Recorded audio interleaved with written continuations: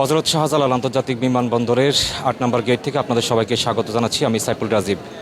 আমি জানি না একসাথে এতগুলো প্রবাসীর মরদেহ এর আগে কখনো এসেছে কিনা। এখান থেকে আমরা কখনো আপনাদেরকে একটি, কখনো দুটি, কখনো 5টি বা সর্বোচ্চ 10টি মরদেহের কথা জানিয়েছি।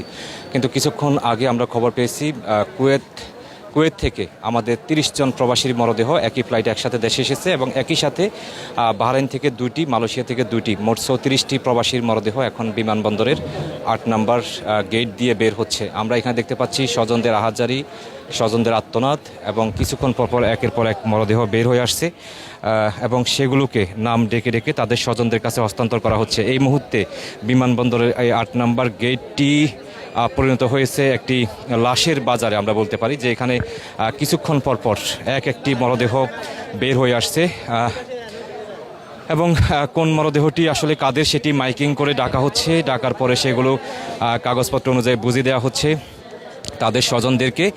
এবং এই পাশে যদি দেখায় যে গেটটি দিয়ে আসলে মরদেহ বের হয়, সেখানে অধীর আগ্রহে তাকিয়ে আছেন কখন তাদের প্রিয় মানুষটি মরদেহ বের হয়ে আসবে, কখন তারা ডাক পাবেন এবং সেই মরদেহটি গ্রহণ করে বাড়ি নিয়ে যেতে পারবেন। এই কর্মযজ্ঞ, বিশাল এই কর্মযজ্ঞ আমরা দেখতে পাচ্ছি প্রায় ঘণ্টাখানিক ধরে এই বিমানবন্দরের এই জায়গাটিতে স্বজনদেরকে মাইকে ডেকে তাদের মরদেহগুলো বুঝিয়ে দেওয়া হচ্ছে। আমরা এমন চিত্র দেখতে পাচ্ছি। আসলে আমরা যদি আপনাকে একটু জানাই যে কুয়েতে যারা মারা গেছেন বিভিন্ন সময় বিভিন্ন কারণে অসুস্থ হয়ে অ্যাক্সিডেন্ট করে নানাভাবে যারা মারা গেছেন, সেই মরদেহগুলো মধ্যপ্রাচ্যের যুদ্ধ পরিস্থিতির কারণে ফ্লাইট বন্ধ থাকায় সেই মরদেহগুলো বা দেশে আনা সম্ভব হয়নি, যার ফলে একসাথে আজকে 30টি মরদেহ কুয়েত সরকার বাংলাদেশে পাঠিয়েছেন। একই সাথে ওই যে বললাম মালয়েশিয়া থেকে এবং আরও একটি দেশ থেকে 2টি মরদেহ দেশে এসেছে। এই যে এখনও একটা মরদেহ তাদের স্বজনরা বুঝে পেয়েছেন এবং সেটি নিয়ে যাচ্ছেন অ্যাম্বুলেন্সের দিকে নিয়ে যাচ্ছেন সেটি। তারপর এটিকে অ্যাম্বুলেন্সে উঠানো হবে। আমরা আপনাদেরকে আরও একটা জিনিস দেখাতে চাই, সেটি হচ্ছে যে বিমানবন্দরে আমরা আজকে যেদিকে তাকাচ্ছি শুধুই লাশবাহী অ্যাম্বুলেন্স আমরা দেখতে পাচ্ছি। কিছুক্ষণ পরপর এখানে এসে অ্যাম্বুলেন্স আসতেছে কিছুক্ষণ পরপর। আমরা যদি দেখাই এখন একটা অ্যাম্বুলেন্স আসতেছে। এদিকে স্বজনদের আহাজারি, লাশ গ্রহণ করার জন্য যাচ্ছেন অনেকে, সেটি আমরা দেখতে পাচ্ছি। তাদেরও হয়তো কোনো মরদেহ আসবে। অন্যদিকে আমরা দেখতে পাচ্ছি এখানে দুজন বৃদ্ধ বাবা মাকে আমরা দেখতে পাচ্ছি।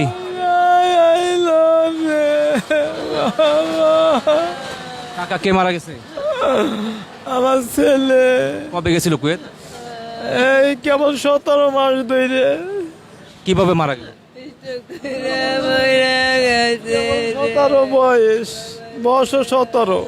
আর কোনো ছেলে মেয়ে আছে আপনার? আছে 3জন আর 2জন আছে। এই যে অল্প বয়সে মারা গেল, কোনো ঋণ ছিল, টাকা পয়সা মানুষ পাবে এরকম কিছু? বাবা কেবল তো গেল বাবা। আমরা তো অন্তরি যে টাকা দিয়ে দিছি ওই টাকা তো বাবা সুদ হয় নাই, কিচ্ছু আমার হয় নাই। কোথায় বাড়ি আপনার? আমাদের বাড়ি এই যে দোহার থানা। ছেলের লাশ কি বের হয়েছে? এখনো বের হয় নাই। না, কথা বলছিলাম এখানে দুজনের সাথে। তারা যেটি বলছেন যে তাদের সন্তান মাত্র 7 মাস আগে কুয়েতে গিয়েছেন, একেবারে তরুণ। তারা যেটি বলছেন 17 বছর বয়সে তারা গেছেন, যদিও আমরা জানি যে কুয়েতে যেতে অন্তত 18 থেকে 21 বছর বয়স লাগে। যেভাবে হোক তাদের সন্তানকে বাইরে পাঠিয়েছিলেন ধার দেনা করে, ঋণ করে। সেই সন্তান 7 মাসের ভিতরেই মারা গেলেন। এখন অনেকটা দিশেহারা হয়ে বিমানবন্দরের 8 নম্বর গেটের সামনে তাদের আহাজারি। যেমনটা বলছিলাম যে একের পর এক দীর্ঘ লাইন, যেটি হচ্ছে অ্যাম্বুলেন্সের লাইন আমরা দেখতে পাচ্ছি। বিমানবন্দরে যেদিকে তাকাচ্ছি কেবলই অ্যাম্বুলেন্স। আমরা এই বিষয়ে আরও বিস্তারিত আপডেট আমরা কিছুক্ষণ পর আপনাদেরকে জানাবো। আরও একবার জানিয়ে রাখি, কুয়েত থেকে আজকে 30 জন প্রবাসীর মরদেহ এসেছে, মালয়েশিয়া থেকে 2 জন এবং আরও একটি দেশ থেকে 2 জন, মোট 34 জন প্রবাসীর মরদেহ এখন হস্তান্তর করা হচ্ছে।